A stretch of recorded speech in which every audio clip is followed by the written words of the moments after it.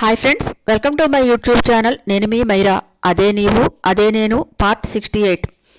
ఆ రాత్రి బ్రేకింగ్ న్యూస్గా టీవీలో క్రికెటర్ ఆలం తపస్వి తల్లిగారైన కావేరి గారికి దారుణమైన యాక్సిడెంట్ అయింది.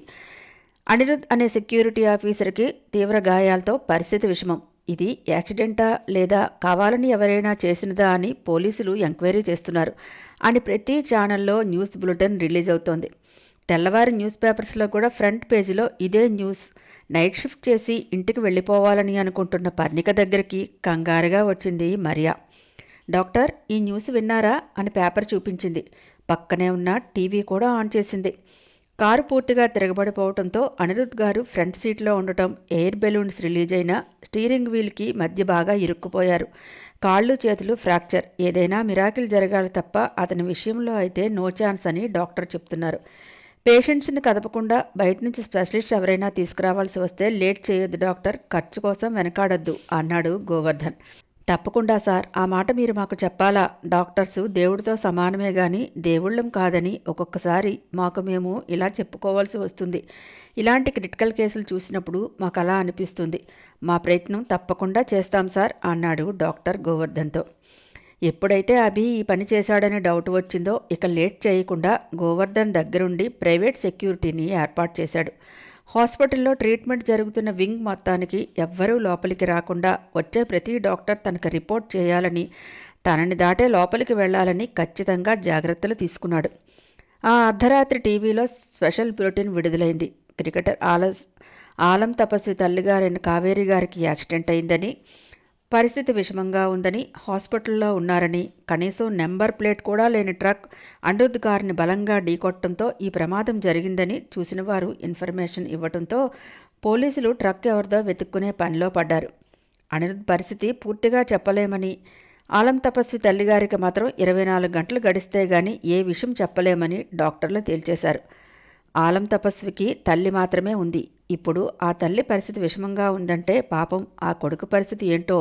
కొద్ది రోజుల్లో జరుగుతున్న వరల్డ్ కప్కి ప్లేయర్స్ అంతా తమను తాము సిద్ధం చేసుకుంటున్నారు. ఇప్పుడు తల్లిని దాటుకుని వెళ్ళి మ్యాచ్కి ఆడగలడా? ఆలం తపస్వి మ్యాచ్లో ఆడకపోతే మన ఇండియా పరిస్థితి ఏంటి? ఒకదానికి ఒకటి లింక్ పెట్టుకుని ఏదేదో చెప్పుకొని వెళ్ళిపోతున్నాయి న్యూస్ ఛానల్స్. స్క్రోలింగ్ న్యూస్లో ఆలం తల్లిగారి పరిస్థితి విషమం అని చూపించేస్తున్నారు. అలాగే ఆ పక్కనే ఉన్న ఆలంను కూడా చూపిస్తున్నారు. సెక్యూరిటీ అసిస్టెంట్ చీఫ్తో గోవర్ధన్ టీవీలో కనబడి ఈ యాక్సిడెంట్ ఎలా జరిగిందనేది ఇంకా దర్యాప్తు చేస్తున్నామని 2 ముక్కలు మాత్రమే చెప్పాడు. తెల్లవారి న్యూస్ చూస్తున్న అభి మనసు ఆనందంతో గంతులు వేసింది.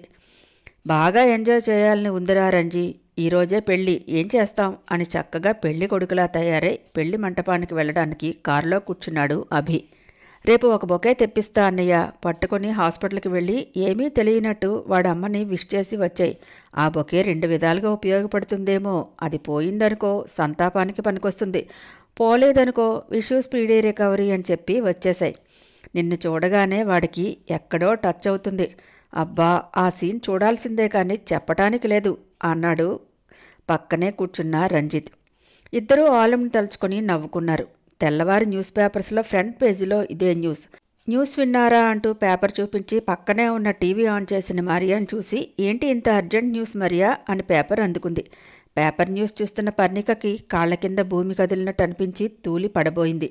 పర్ణికని గమనించిన మరియా చప్పును పట్టుకొని చైర్లో కూర్చోబెట్టి వాటర్ అందించింది. ఒక 5 నిమిషాల తర్వాత వెళ్ళి వేడివేడిగా కాఫీ తీసుకువచ్చి చేతిలో పెట్టింది. పర్ణిక కొంచెం తేరుకునే వరకు ఎదురుచూసి, డాక్టర్, మీకే ఇలా ఉంటే పాపం ఆలం సార్ ఎలా ఉన్నారో అంది. పర్ణికకి నిజమే అనిపించింది. ఇదేంటి ఇలా జరిగింది? అమ్మతో అనుబంధాన్ని పెంచుకున్న ఆలం పరిస్థితి ఏంటో, పాపం ఎలా ఉన్నాడో, కాల్ చేద్దామా అని ఫోన్ తీసుకుంది. బుద్ధి లేదా? కాల్ చేస్తే సరిపోతుందా అని అంతరంగం పెడుతున్న చీవాట్లు విని వెళ్ళాలి, ఆలంను చూడాలి, వాడి బాధని పంచుకోవాలి. దేవుడా, ఇలాంటి సిచ్యువేషన్ ఇచ్చావేంటి? మా అమ్మకి బాగాలేనప్పుడు వాడు నాకు సాయం చేశాడు కాబట్టే ఇప్పుడు వాళ్ళ అమ్మకి బాగాలేనప్పుడు నేను చేస్తున్నా అనుకుంటాడేమో. నాకు అమ్మని దూరం చేసినట్టు వాడికి కూడా అమ్మని దూరం చేయకు, ప్లీజ్ సేవ్ హిమ్ అనుకుంది పర్ణిక. ఆలోచనల్లోకి వెళ్ళిపోయిన పర్ణికని చూసి, డాక్టర్ ఏం ఆలోచిస్తున్నారు అని అడిగింది మరియా. మరియా పిలుపుతో తేరుకొని, మరియా, నేను అర్జెంటుగా హైదరాబాద్ వెళ్ళాలి. ఎలా? ఏం చేయటం? పాటియాలా సార్ కూడా లేరు కదా అంది పర్ణిక. సార్ లేరు కానీ ఒకసారి కాల్ చేయండి మేడం, కుదిరితే లీవ్ అడగండి, లేదంటే మీరు వెళ్ళండి, నేను చెప్తాను అంది మారియా. సార్ లేకుండా వెళ్ళిపోవడం కరెక్ట్ కాదేమో. నేను ఆపరేషన్ చేసిన పేషెంట్ని ఫాలో అప్ చేయకుండా వెళ్ళిపోతే ఎలా, ఎవరు చూసుకుంటారు అంది. అదంతా నేను చూసుకుంటాను డాక్టర్, మీరు వేరే డాక్టర్కి ఒకసారి చెప్పండి, ఏదైనా అవసరమైతే కొద్దిగా చూడమని. ఇది మీకు చాలా ఇంపార్టెంట్, మీరు వెళ్ళటం చాలా మంచిది డాక్టర్ అంది మారియా. పాటియాలాకి ఒకసారి రింగ్ చేసింది పర్ణిక. లిఫ్ట్ చేయకపోవడంతో అదే విషయం మారియాకు చెప్పి, మీ ఫ్రెండ్కి ఒంట్లో బాగాలేక హైదరాబాద్ వెళ్లారని నేను చెప్తాను, మీరు బయలుదేరండి అని ధైర్యం చెప్పింది. గంట తిరిగేసరికే పర్ణిక శ్రీనగర్ ఎయిర్పోర్ట్లో హైదరాబాద్ వెళ్లే ఫ్లైట్లో కూర్చుని ఉంది. పర్ణిక మనసు మనిషి కంటే ముందే తనకు కావాల్సిన మనిషి దగ్గరకు చేరిపోయింది. ఒరే, నా మాట వినరా, ఇలా ఎంతసేపు కూర్చుంటావు? రాత్రి నుంచి ఇలాగే కూర్చున్నావు, కనీసం కాఫీ అయినా నోట్లో పోసుకోలేదు. అక్కడ అనిరుద్ పరిస్థితి కూడా సీరియస్గా ఉంది, వాళ్ళ పేరెంట్స్ వచ్చి ఉన్నారు, ఒక్కసారి బయటికి రారా అని కపిల చెప్తూనే ఉంది చాలాసేపటి నుంచి. అనిరుద్ పేరు వినగానే కళ్ళు తుడుచుకొని లేచి నిలబడ్డాడు. పద, అనిరుద్ని చూసి వద్దాం అని కావేరి నుదుటి మీద ముద్దు పెట్టుకుని, నీకేం కాదమ్మా అని చెప్పి బయటికి కదిలాడు. అనిరుద్ధిని ఉంచిన రూంలోనికి వెళ్ళి డాక్టర్తో మాట్లాడాడు. ఎంత ఖర్చైనా పర్వాలేదు, బెటర్ ట్రీట్మెంట్ ఇవ్వండి, సాయశక్తిలా ప్రయత్నం చేయండి ప్లీజ్, వాళ్ళ పేరెంట్స్కి తను ఒక్కడే అన్నాడు ఆలం. సార్, ఈ మాట మీరు వేరేగా మాకు చెప్పాల్సిన అవసరం లేదు, ఆల్రెడీ గోవర్ధన్ సార్ చెప్పారు అన్నాడు డాక్టర్. రూము దాటి బయటకు వచ్చేసరికే అనిరుద్ పేరెంట్స్ ఇద్దరూ ఆలంని ఏడుస్తూ చూసి లేచి నించున్నారు. వారితో ఏం మాట్లాడాలో తెలియలేదు ఆలంకి. ప్లీజ్ ధైర్యంగా ఉండండి అని మాత్రమే అనగలిగాడు. ఆలంని రూంలోనికి వెళ్ళమని చెప్పి కాఫీ తీసుకురావడానికి కపిల క్యాంటీన్ వైపు కదిలింది. తల్లిని చూస్తూ గదిలోనికి వెళ్ళలేక బయటే కూర్చుండిపోయాడు ఆలం బాధగా. అప్పుడు అడుగుపెట్టింది పర్ణిక హాస్పిటల్లో. పై ఫ్లోర్ వరకు వచ్చింది, కానీ అక్కడ నుంచి ఆ వింగ్లోనికి వెళ్ళటానికి నో పర్మిషన్ అంటూ రిసెప్షన్ దగ్గర ఉన్న నర్స్ అస్సలు ఒప్పుకోలేదు. ప్లీజ్ ఒక్కసారి నన్ను వెళ్ళనివ్వండి, నాకు బాగా తెలుసు అని పర్ణిక బ్రతిమలాడుతున్నా నర్సు నో అని చెప్పేస్తోంది. కాఫీ పట్టుకుని వచ్చి గోవర్ధన్ దగ్గర మాట్లాడుతున్న కపిల రిసెప్షన్ దగ్గర గట్టిగా మాటలు వినిపించి వెనక్కి తిరిగి చూసింది. పర్ణిక వెనక్కి తిరిగి ఉండటంతో పోల్చుకోలేదు. ఏంటి గొడవ అని అడిగాడు గోవర్ధన్ దూరం నుంచే.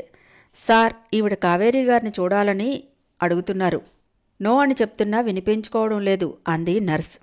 నర్సు ఎవరితో మాట్లాడుతుందో తెలియక వెనక్కి తిరిగి చూసింది పర్ణిక. ఎవరికీ అలవ్ లేదని పంపించాయి అని మాట నోట్లో ఉండగానే కపిల ఒరేయ్ పర్ణిక వచ్చిందిరా అని పోల్చుకుంది. కపిలని చూసిన పర్ణిక కూడా ఒక్క పరుగున దగ్గరకు వచ్చి, ప్లీజ్ ఒక్కసారి ఆంటీని చూసి వెళ్ళిపోతాను కపిల, నో అని చెప్పొద్దు అంది బ్రతిమలాడుతున్నట్టు. చీచి, అలా ఎందుకు చెప్తాను పరి, ఇప్పుడు నీ ప్రెజెన్స్ వాడికి చాలా అవసరం, వెళ్ళి పర్ణిక అని ఆలం ఉన్నవైపు పంపించింది కపిల. పర్ణిక రిలీఫ్గా ఫీల్ అయ్యి దూరంగా కనిపిస్తున్న ఆలం దగ్గరికి గబగబా నడిచింది. అమ్మయ్య, ఇంకేం పర్వాలేదురా, వాడు కాస్త మనుషుల్లో పడతాడులే, పరి వచ్చింది కదా, పర్వాలేదు అంది కపిల. కరెక్ట్ టైంలో వచ్చింది. ఆంటీ గురించి దిగులు కంటే వాడిని చూస్తేనే భయమేసింది.